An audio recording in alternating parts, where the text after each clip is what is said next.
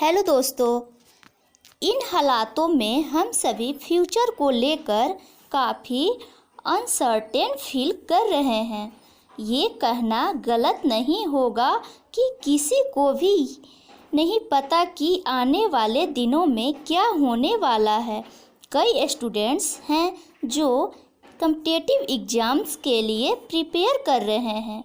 उन्हें नहीं पता कि उनके एग्ज़ाम कब होंगे, बट आपने वो ग्रासहोपर और एंट की स्टोरी तो सुनी ही होगी, जहाँ एंट पूरे समर खाने का इंतज़ाम करती है ताकि वो इंटर में सरवाइव कर सके, और ग्रासहोपर पूरे समर मज़े करता है और विंटर के लिए कोई तैयारी नहीं करता। एंड में वो ग्रासहोपर दाने दाने का मोहताज बन जाता है और अपनी गलती पर पछताता है।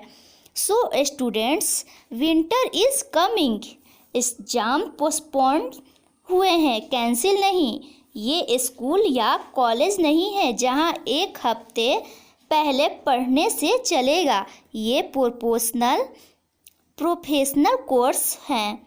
आपको अपने सिलेबस को कंप्लीट करने के लिए इनफ टाइम चाहिए, और ये टाइम आपके लिए किसी गोल्डन अपॉर्चुनिटी से कम नहीं है। कंसीडरिंग कि आपको आपकी प्रिपरेशन के लिए इतने टाइम मिले, तो कंपटीशन बहुत टफ होने वाला है, एंड मोस्ट प्रोबेबली पेपर भी बहुत डिफ़िकल्ट होने वाला है। तो जिन लोगों की तैयारी तगड़ी होगी वही एग्ज़ाम में अच्छा कर पाएंगे। इस लॉकडाउन का पूरी तरीके से फ़ायदा उठाने के लिए आपको एक स्ट्रॉन्ग सिस्टम की ज़रूरत है, यानी प्रोडक्टिव होने की ज़रूरत है। मॉर्निंग बहुत अच्छा टाइम है जब आप बिना किसी डिस्टरबेंस के डीप वर्क कर सकते हैं। अगर आप अर्ली मॉर्निंग उठें तब शायद ही कोई इंस्टाग्राम या व्हाट्सएप पे ऑनलाइन होगा। आप आराम से पूरी फोकस एंड कंसंट्रेशन के साथ अपनी पढ़ाई कर सकते हैं। दिस इज़ द टाइम जब आपका ब्रेन सबसे ज़्यादा अलर्ट होता है, इसलिए मॉर्निंग में याद की हुई चीज़ें आपको लंबे समय तक याद रहती है। जब मैं अपने एग्ज़ाम्स के लिए पढ़ती थी तो मैं हमेशा सुबह उठकर अपने कैलेंडर में प्रीवियस डे की पढ़ी हुई चीज़ें मेंशन करती थी। इससे सुबह मुझे एक्स्ट्रा मोटिवेशन मिलता था कि आज भी मैं अपने सारे टास्क कंप्लीट करूंगी। मंथ के एंड तक मेरे कैलेंडर में मेरी पूरी प्रोग्रेस रिफ्लेक्ट होती थी, जिससे मैं 3 चीज़ें ट्रैक कर सकती थी। फर्स्ट, मेरी प्रिपरेशन कितनी फास्ट या स्लो है। सेकंड, कौन से सब्जेक्ट सबसे ज़्यादा टाइम ले रहे हैं। थर्ड, मैं एक महीने में एग्जैक्टली कितना कुछ कॉम्प्लेक्स किया।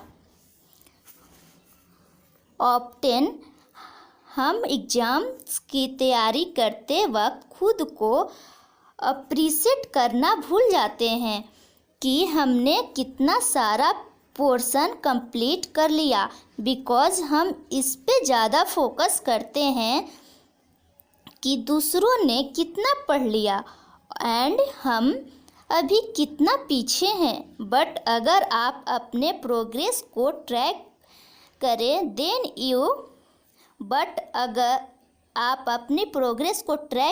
देन यू विल रियलाइज कि आप कितने कंसिस्टेंट हो, एंड वो आपको आगे भी और अच्छा करने के लिए मोटिवेट करेगा। जब भी आप अपनी पढ़ाई स्टार्ट करो, देन उस दिन के लिए कुछ टारगेट रखो कि आज मुझे ये टॉपिक कवर करने हैं। That will build some pressure and अगर आप 100% नहीं तो उसका 70% या एटलीस्ट 50% फिर भी फिनिश करोगे। जो फिर भी कुछ ना करने से तो बेटर ही होगा। एक और चीज़ जो आप यहाँ कर सकते हो कि आप अपने एवरीडे टारगेट्स अपने मॉम डैड या ब्रदर सिस्टर को अर्ली मॉर्निंग टेक्स्ट कर सकते हो। इससे दो चीज़ें होंगी। जब आप उनको अपनी वर्ड दोगे कि आज के लिए मेरे ये टास्क है, तो वो एक कमिटमेंट बन जाएगा एंड फिर आप उससे फिल करने के लिए एक सिंसियर एफर्ट दोगे। सेकंड, ये इस बात का भी ट्रैक होगा कि जिस वक्त आपने वो मैसेज सेंड किया उसी वक्त से आपकी पढ़ाई शुरू हुई। So now you can also track कि आप कितने बजे से पढ़ना शुरू कर रहे हो। जो स्टूडेंट सिर्फ हार्ड वर्क करते हैं वो अक्सर पीछे रह जाते हैं, बिकॉज टॉपर बनने के लिए आपको स्मार्ट वर्क करना होता है। वी ऑल नो इज हमारे सिलेबस का एटलीस्ट कुछ पोर्शन ऐसा होता है जो एग्ज़ाम में बार बार पूछे जाते हैं। सो उन टॉपिक्स पे ज़्यादा फोकस करो, बिकॉज उससे आपके सबसे स्कोरिंग टॉपिक पहले ही कवर हो जाएंगे। ये टॉपिक्स आप प्रीवियस ईयर क्वेश्चन पेपर से पता लगा सकते हो।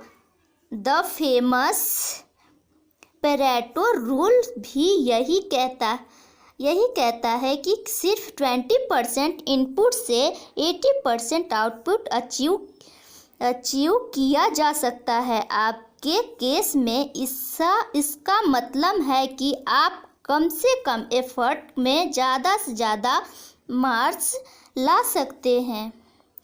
And last but not the list, आप इस टाइम को नोट्स बनाने के लिए यूटिलाइज कर सकते हैं। कई स्टूडेंट्स नोट्स बनाते वक्त पूरी बुक को ही अपने नोटबुक में कॉपी पेस्ट कर देते हैं, जो कि बिल्कुल गलत तरीका है। जब आप नोट्स लिखते हो तो उसका बेसिक पर्पस ये है कि आपको वो इंफॉर्मेशन याद हो। अगर आप पूरी बुक ही कॉपी कर लोगे तो आपका ब्रेन इतनी सारी इंफॉर्मेशन याद नहीं कर रख पाएगा। आपको अपने ब्रेन को हेल्प करना है ताकि वो एटलीस्ट कीवर्ड्स याद रख सके। So just right the keywords. इससे आपको सिर्फ इम्पोर्टेंट चीज़ें ही याद रखनी होगी एंड साथ ही नोट्स लिखने में ज़्यादा टाइम भी कंज्यूम नहीं होगा। इसे कहते हैं स्मार्ट वर्ड्स। वीडियो अच्छी लगी तो लाइक करें और वीडियो बहुत अच्छी लगी तो शेयर भी करें। Thank you.